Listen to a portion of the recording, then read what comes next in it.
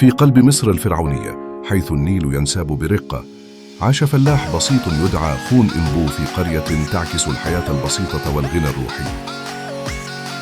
كان يتعامل مع الأرض بوصفها ملاذه، يتنفس عطر المحاصيل التي يزرعها من قمح وشعير، فيصعد بمداد الجهد للسماء بحثاً عن في يوم الرزق لعائلته. قرر خون إنبو أن ينطلق إلى السوق ليعرض ما جمعه من خيرات، ومع كل خطوة على الطريق كان يحمل في قلبه آمالاً وطموحات، لكنه لم يكن يعلم أن رحلة الأمل ستقوده إلى امتحان قاس على يد تحوت نخت، الغني الجشع الذي استولى. بينما كانت الشمس تسطع، طغى طمع تحوت نخت على إنسانيته، حيث اعترض طريق الفلاح وسرق بضاعته، تركه محطما بين جدران الظلم.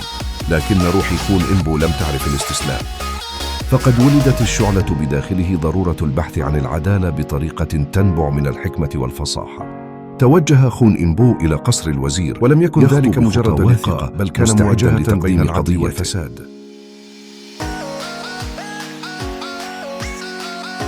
كلمات الفلاح الفصيح تسللت إلى أذن الوزير كعطر الذي تحرك الوزير بشرافته وكأنها سحر يحكي قصة الظلم.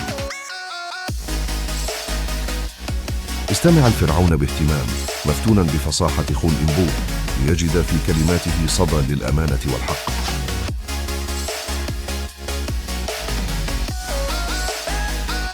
أعاد الفرعون للفلاح حقه، وكافأه على شجاعته وحكمته، حيث أكد أن العدالة أصبحت قصة خون إنبو هي صوت درساً حقيقياً حول كيفية مواجهة الظلم بدون استخدام القوة.